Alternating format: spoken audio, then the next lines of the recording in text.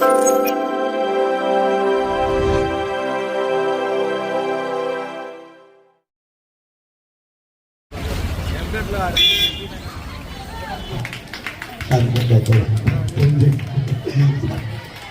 Director గారితో సెక్రటరీతో భోజనం చేశారు అమ్మాయి వాళ్ళంతా.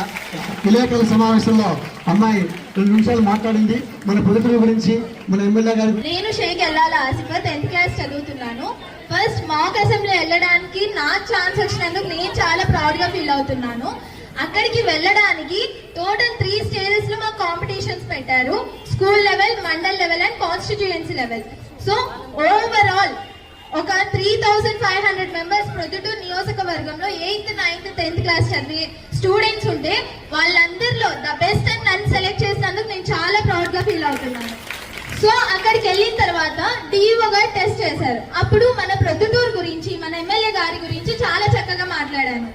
తర్వాత అసెంబ్లీలో నాకు మాట్లాడడానికి ఛాన్స్ రాకపోయినా అక్కడికి వెళ్ళి నేను ఇది నాకు తెలిసి మాక్ అసెంబ్లీ అనేది కండక్ట్ చేయడం ఫస్ట్ టైం. ఇది ఫస్ట్ టైమే కండక్ట్ చేసినప్పుడు అంత మందితో పోరాడి నేను అక్కడికి వెళ్ళానంటే నేను గ్రేట్ అని నేను ఫీల్ అవుతున్నాను.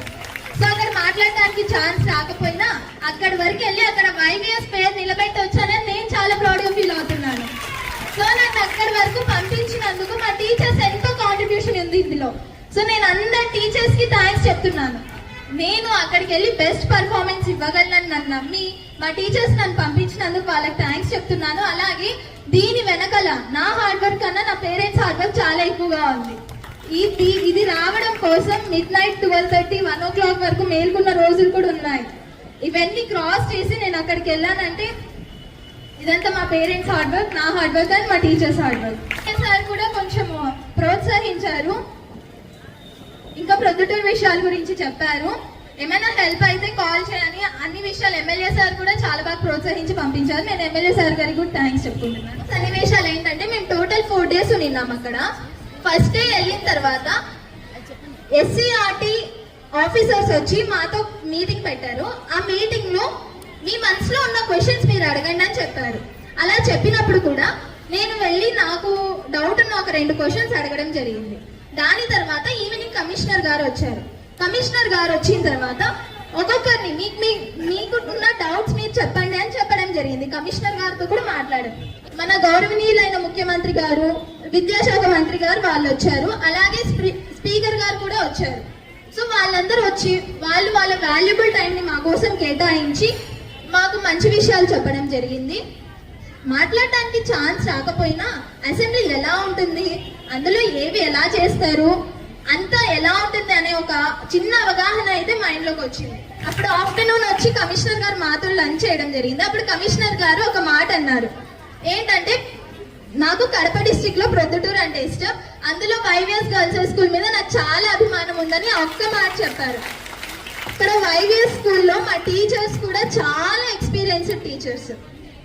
వీళ్ళు మాకు ప్రతి చిన్న విషయం చెప్తారు.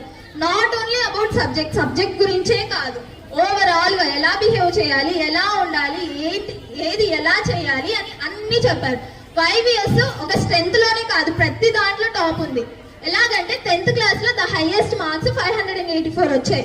అలాగే 5 కన్నా ఎక్కువ IIIT సీట్స్ వచ్చాయి. 5 members కన్నా ఎక్కువ మంది NMMS లో సెలెక్ట్ అయ్యారు. అదంతా ఒక ఎత్తు అయితే, అదంతా అక్కడ అకాడమిక్స్ పరంగా అయితే మా స్కూల్ ఓన్లీ చదువుల్లోనే కాదు గేమ్స్ లో కూడా టాప్ ఉంటుందని నిరూపించి చూపించింది. ఎందుకంటే మా స్కూల్ తరఫున 15 members స్టేట్ కి అండ్ నేషనల్ లెవెల్ కి సెలెక్ట్ అయ్యారు. సో వీళ్ళందరూ నా ఫ్రెండ్స్, వీళ్ళందరూ స్టేట్ కి నేషనల్ లెవెల్ కి స్పోర్ట్స్ లో సెలెక్ట్ అయ్యారు. Kho kho, kabaddi, karate, athletics, badminton, chess, ఇంకా చాలా వాటిల్లో